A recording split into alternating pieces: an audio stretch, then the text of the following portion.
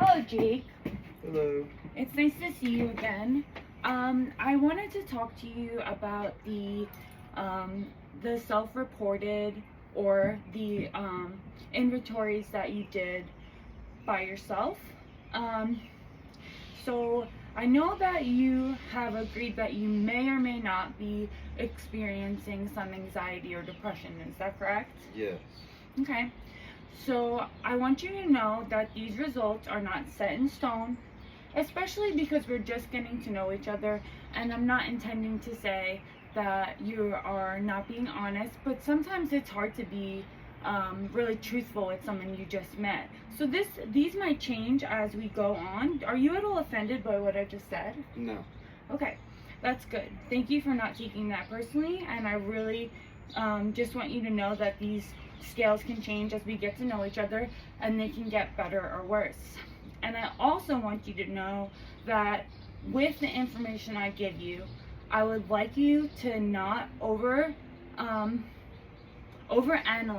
the results, because I don't feel that diagnosing is necessarily the most important part of therapy. It's just a simple aspect, and again, it's not set in stone. So let's talk about your inventories if you're ready. Okay. Do you have any questions before we start? No questions. Perfect. So it looks like on your hold on one second, let me scroll up.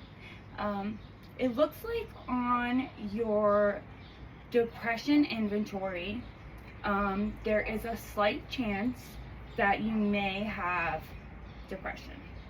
So that wasn't you didn't score high on either assessment, I want you to know, so that's good. And so yes, so your score was considered mild mood disturbance, which could be situational. Like, is there anything going on in your life that you feel may be causing depression or anxiety that we'd like to discuss? Because when things are situational, it's often makes a difference in the diagnosing process, because there are aspects of life that can make us depressed or anxious that aren't involved in pathology or like diagnosing somebody with something. Does that make sense? Yeah. Do you want to talk about anything? No, not really. Life's been pretty normal. Nothing really has happened or changed or anything that has caused any sort of mood situations that I can think of. Okay. I'm noticing you seem a little closed off. Are you a little anxious about these results or having this conversation?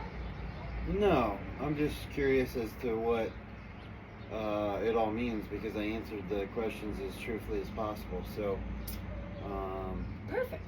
not nervous, or just just don't know.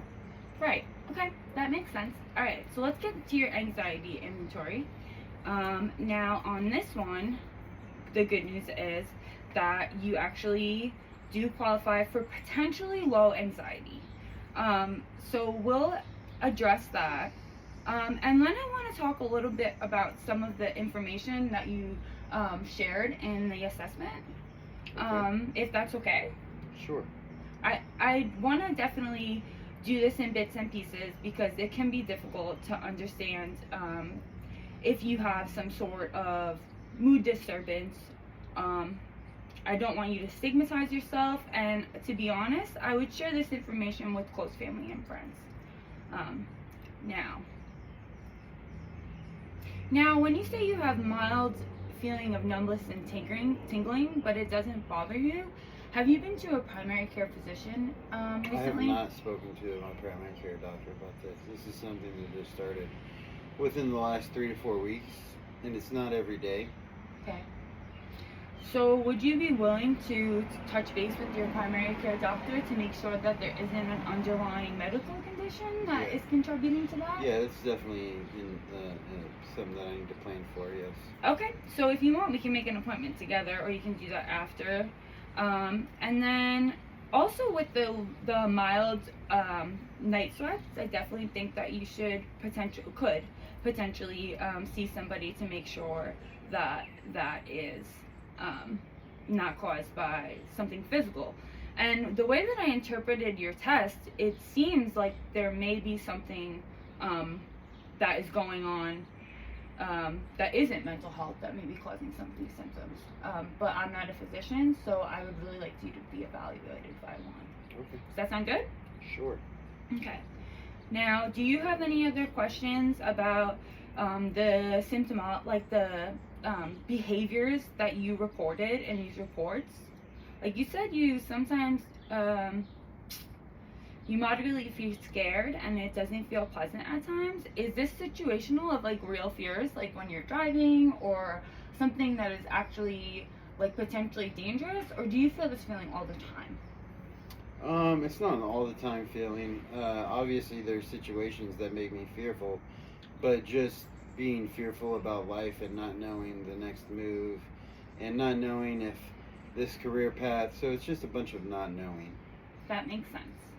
Yeah, I think there is. Are you spiritual at all? No. Okay. Definitely fear is a big part of anxiety, and if we could work through the fears, the anxiety settles. But sometimes it takes some time to understand what the anxious triggers are. But it seems like you have a good idea, the career stuff, some of the things you spoke about in the past. Okay, so now for the anxiety inventory, like I said, you did score moderately low anxiety, or it's considered that your ups and downs are considered normal, or mild mood disturbance. You're kind of like in between those as far as scoring. You're on the 10, so more towards the not having anxiety, to be clear, from a clinical standpoint. But I'd like to observe this since it is so close. Does that make sense? Sure. And obviously I'm observing and supporting you throughout your journey. So do you have any questions? I'm gonna look a little bit more, and I did this before you came in, but I like to have the documentation in front of me as well. Mm-hmm. I don't really feel that anything on the anxiety really sticks out too much, aside from the, again, like semi-physical things. Now, for example, your appetite is much worse. Now, that could be contributing to like a little depression or anxiety, but it could also be physical. So I think a good plan for us, and if you agree, is to get you established with the primary care physician, get you to open up a little bit more, and get a handle on the triggers that are aligned with your anxiety and depression. What are your thoughts? I mean, that all sounds nice. Is that all you have to say? Yeah, I mean, I just, like I said, I don't know what the next move is, so if I could have some sort of direction as to maybe reshape some of my behaviors, or diet, or thought patterns, anything that can help me, you know, to think in a more positive manner and be less anxious. Okay, I'm so for. yeah, absolutely, let's get it. I'm so excited that you're like already goal oriented and wanting to get to the next phase of behaviors and improvement and like mood disturbance. But I definitely want you to know that sometimes that process takes time. Now I'm going to we're gonna work on some mindfulness today, some breathing techniques, as well as some pressure points, and maybe a little bit of EMDR or brain spotting to kind of see if there's any specific triggers. Now I'll explain those types of therapy to you in more detail, but I want you to know that they are fast acting. So they're typically effective between like 6 to 12 sessions. So we don't have to focus on those triggers for too long, and we can get back to the other positive aspects of your life. Okay. Sound like a plan? Yes. Okay, cool. I really wish that, I really know that you are motivated, and as we work together, we can definitely establish those behaviors that you'd like to improve. And as honest as you were today, I am very hopeful for the future. Thank you.